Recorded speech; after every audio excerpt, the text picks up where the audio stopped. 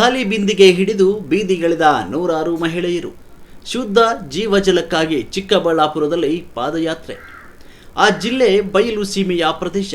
ಆ ಬಯಲು ಸೀಮೆ ಪ್ರದೇಶದಲ್ಲಿ ಅಂತರ್ಜಲ ಮಟ್ಟ ಕುಸಿದು 1000 ಅಡಿ ಬೋರ್ವೆಲ್ ಕೊರೆಸಿದ್ರೂ ನೀರು ಸಿಗದು ಅಷ್ಟಕ್ಕಷ್ಟೇ. ಇದರ ಬೆನ್ನಲ್ಲೇ ಬೆಂಗಳೂರಿನ ಶುದ್ಧೀಕರಿಸಿದ ನೀರನ್ನು ಆ ಜಿಲ್ಲೆಗೆ ಹರಿಸಲಾಗ್ತಾ ಇದ್ದು, ಇದೀಗ ಶುದ್ಧ ಜೀವಜಲಕ್ಕಾಗಿ ಜನ ಬೀದಿಗಿಳಿದು ಪ್ರತಿಭಟನೆ ನಡೆಸಿದ್ದಾರೆ. ಈ ಕುರಿತು ಒಂದು ವರದಿ ಎಲ್ಲಿದೆ ನೋಡಿ.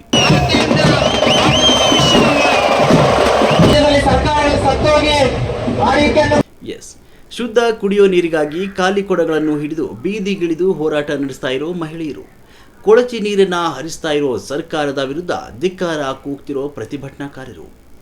ಎಸ್, ಚಿಕ್ಕಬಳ್ಳಾಪುರ ನಗರ ಇಂದು ಪ್ರತಿಭಟನೆಯ ಕಿಚ್ಚಿನಿಂದ ಕಾವೇರಿತು. ಅಂದಹಾಗೆ ನಗರದ ಶನಿ ಮಹಾತ್ಮ ದೇವಾಲಯದಿಂದ ಆರಂಭವಾದ ಈ ಬೃಹತ್ ಪಾದಯಾತ್ರೆ ಬಿಬಿ ರಸ್ತೆಯ ಮೂಲಕ ಸಂಚರಿಸಿ ಸಿಡ್ಲಘಟ್ಟ ಸರ್ಕಲ್ವರೆಗೆ ಸಾಗಿತು. ಯುವ ಮುಖಂಡ ಹರೀಶ್ ರೆಡ್ಡಿ ನೇತೃತ್ವದಲ್ಲಿ ನಡೆದ ಈ ಹೋರಾಟದಲ್ಲಿ ನೂರಾರು ಜನ ಭಾಗವಹಿಸಿ ಸರ್ಕಾರದ ವಿರುದ್ಧ ಘೋಷಣೆಗಳನ್ನು ಕೂಗಿದರು.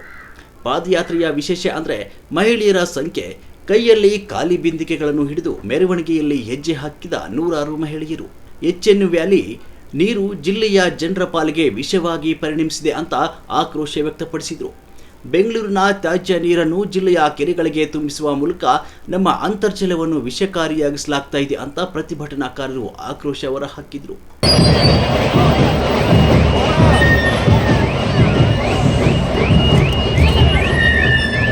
ಚಿಕ್ಕಬಳ್ಳಾಪುರ ಜಲ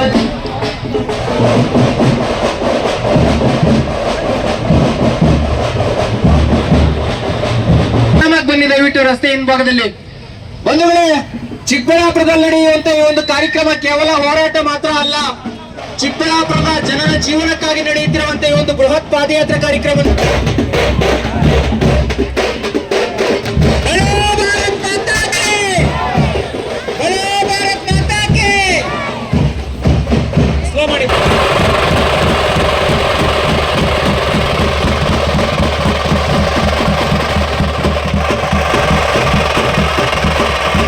ಈ ಕ್ಷೇತ್ರದ ಜನರಿಗೆ ಕೊಳಚೆ ನೀರಿನ ಭಾಗ್ಯವನ್ನು ಕೊಟ್ಟ ನಿಮ್ಮ ಸರ್ಕಾರದ ವಿರುದ್ಧ ಧ್ವನಿ ಎತ್ತಲಾಗದ ಶಾಸಕ ಪ್ರದೀಪ್ ಈಶ್ವರ್ ಅದನ್ನು ಬೇರೆ ವಿಧಾನಸಭಾ ಕ್ಷೇತ್ರದಲ್ಲಿ ತೊಡೆ ಮತ್ತು ಭುಜಗಳನ್ನು ತಟ್ಟಿ ಸವಾಲು ಮಾಡ್ತೀಯಾ?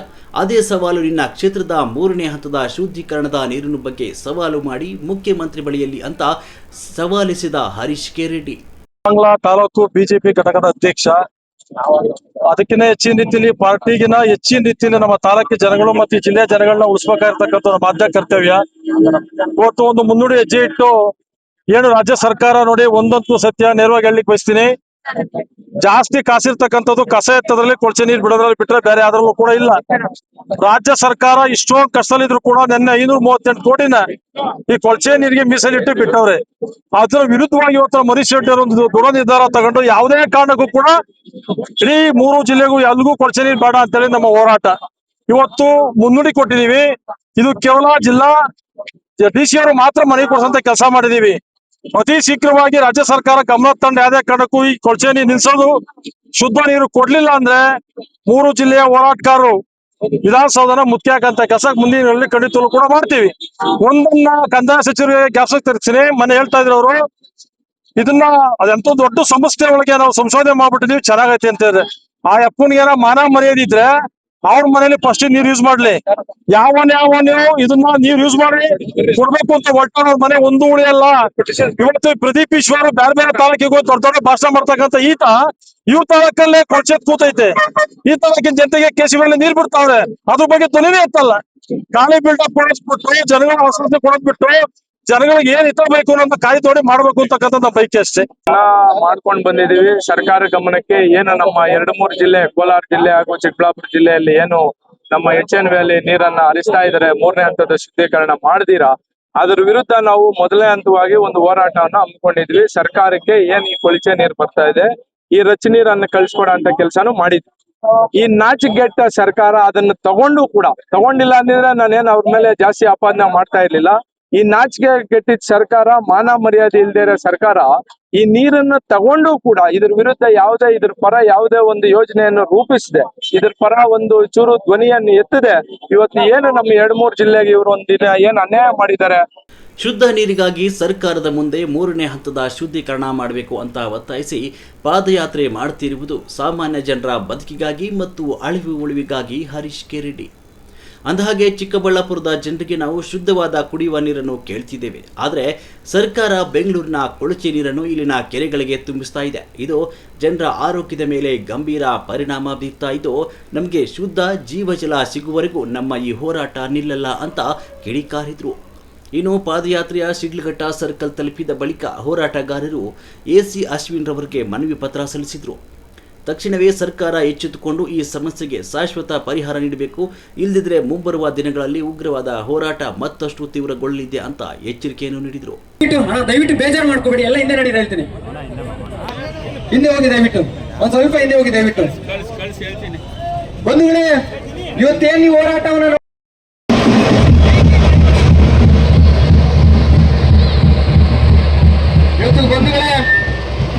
ಇವತ್ತು ಪಾದಯಾತ್ರೆ ಕಾರ್ಯಕ್ರಮಕ್ಕೆ ಸದಾ ರೈತರ ಪರ ಧ್ವನಿಯನ್ನು ಎತ್ತಿರುವಂತದ್ದು ಚಿಕ್ಕಬಳ್ಳಾಪುರದ ಮಹಾಜನತೆ ಶುದ್ಧ ನೀರಿಗಾಗಿ ನಡೆಯುತ್ತಿರುವಂತಹ ಈ ಒಂದು ಹೋರಾಟ ಜನರನ್ನ ಉದ್ದೇಶಿಸಿ ಕಾರ್ಯಕ್ರಮವನ್ನು ಉದ್ದೇಶಿಸಿ ಚಿಕ್ಕಬಳ್ಳಾಪುರ ವಿಧಾನಸಭಾ ಕ್ಷೇತ್ರದ ಹರಿಕೃಷ್ಣ ಫೌಂಡೇಶನ್ ಅಧ್ಯಕ್ಷರಾಗಿರುವಂತಹ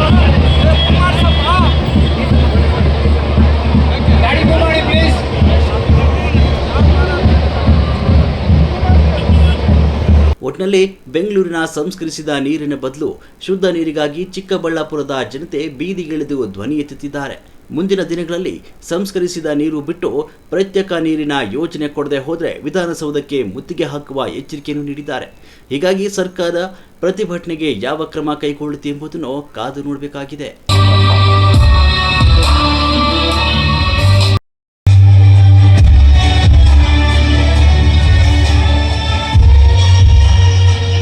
ಆಂಧ್ರ ಪ್ರದೇಶಕ್ಕೆ ಹೋಗ್ತಿರುವಂತಹ ದೃಶ್ಯಗಳನ್ನ ನೀವೆಲ್ಲ ನೋಡಿದ್ರ. ಆ ಒಂದು ನೀರನ್ನ ವ್ಯರ್ಥ ಮಾಡೋದು ಬೇಡ, ಅದಕ್ಕೆ ಒಂದು ಬ್ಯಾರಿಕೇಡ್ ಅಥವಾ ಒಂದು ಚೆಕ್ ಡ್ಯಾಮ್ ಅನ್ನು ಆಗ್ಬೇಕು ಅಂತ ಹೇಳಿ ಈಗಾಗಲೇ ಅದಕ್ಕೆ ಸಂಬಂಧಪಟ್ಟ ಅಧಿಕಾರಿಗಳಿಗೆ ಮೆಮೊರಾಂಡಮ್ ಅನ್ನು ಕೊಟ್ಟಿದ್ದೀರಿ. ಈ ತರ ಅನೇಕ ವಿಚಾರಗಳನ್ನ ಇಟ್ಕೊಂಡು ಇವತ್ತು